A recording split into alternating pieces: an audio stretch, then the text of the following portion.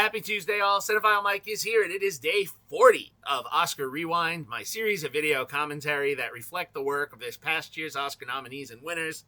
I've been digging deep into those IMDb profiles all season, and my hope is that you will discover a new, older favorite, or maybe revisit something you haven't seen in a while.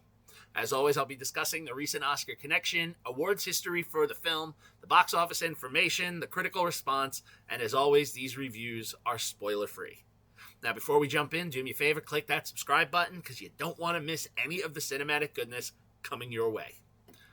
So, I am in the penultimate episode of the writer's theme. Fast, right? Well, that's double rewind for you. Today, I am looking at Zapomatic and Soda Pictures' Dial, History. Written and directed by Johan Grimonprez, this experimental documentary was released in 1997, not as a theatrical release, but as part of a museum exhibit in France at the Musée d'Art Moderne de Paris. Sorry, my French is not the strongest. And also at the Documenta 10X Modern Art Festival in Germany, at its 10th anniversary festival. As such, there's no box office information for me to share with this, so for my box office pundits, I'm sorry.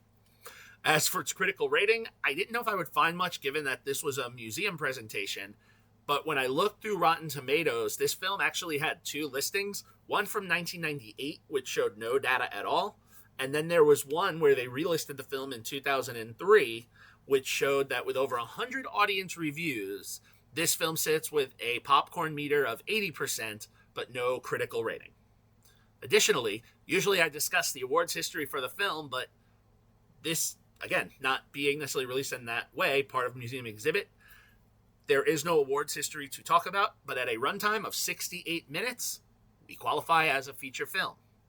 And the film's writer is why we are here today.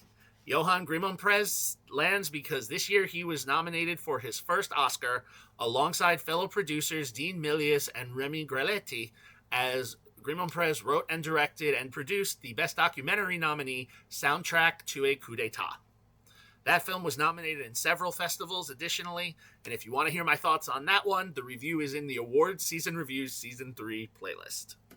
So, Dial, History, or Dial History, is a look at the history of plane hijackings across time.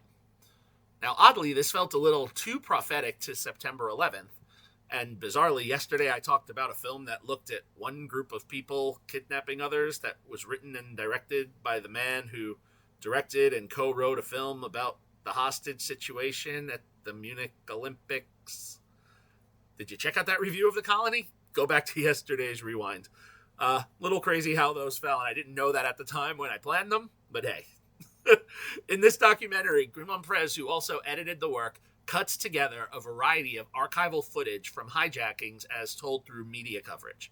He goes all the way back to include the first recorded plane hijack, which was in 1931, when Peruvian revolutionaries seized a Pan Am flight in order to drop pamphlets over Lima, and the first transatlantic hijack, which occurred in 1969, when Vietnam vet Rafael Minichiello hijacked an American airliner en route to Rome, up to and including video footage of a honeymooning couple they happened to film the November 1996 plane hijacking in Moroni in the Comoro Islands.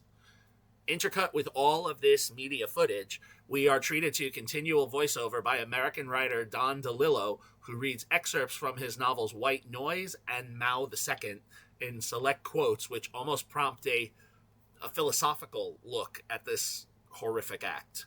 From the opening quote of the film, "Shouldn't death be a swan dive, graceful, white-winged, and smooth, leaving the surface undisturbed?" Grimonprez captures your attention. And additionally, as the story unfolds, we receive some additional dialogue and voice work from Carlos Mullins, Black Sifichi, Rihui Kim, and Leanne Sacramone, intermixed with some interviews and other media coverage, both of survivors of hijackings and training seminars when they were training flight attendants and passengers and police on how to address these situations. In addition to this, the film informs the viewer through some archival footage, tips on how to prevent becoming a hijacker's victim, and also some insight into why hijackers do the things that they do. Now, as he did in Soundtrack to a Coup d'etat, Grimonprez shows that he's able to combine various archival footage to present a story. I will say the key difference between the two, I was a little more engrossed in this with a 68-minute project as opposed to the over 2.5-hour soundtrack, because the narrative that he's trying to get across here is much more direct. There are no complicated side stories, and we're just able to trace this piece of history. I'm not saying that I enjoyed watching this. It was greatly disturbing, and there are some truly horrific moments captured, some that almost looked like snuff film coverage. But through it all, with some pre-existing songs, we have our ears flooded with a haunting score composed by David Shea, who wants to at times almost make you feel as disoriented as the content you're watching. And then there's another sequence where, let me just say, Van McCoy's The Hustle, dun dun dun dun dun dun dun, do the hustle. I don't think I'm going to be able to listen to that song in the same way without thinking about this, kind of akin to how people can't hear Gene Kelly's Jovial Singing in the Rain without thinking about A Clockwork Orange. Look, in the brief amount of time, this film is very effective in what it sets out to do, and was so informative that I almost wish I was given a little more insight to some of the content I was seeing. And it's interesting. One of the other quotes that's in the documentary that really hit me was, "Stories have no point if they don't absorb our terror." So that's what you have. Now, while I did like the construction of this one a little bit more than Soundtrack to a Coup d'etat, I do feel that these films kind of range in the same rating. They are good 3-star films. I don't know if I would necessarily say they're exceptional, but they are informative and a good watch. So that's what I will say. 3 stars, disturbing to watch, worth the hour though. And if you are curious to watch this, if you Google search it, you can find it streaming on Vimeo. All right, a short review for a very, very short film.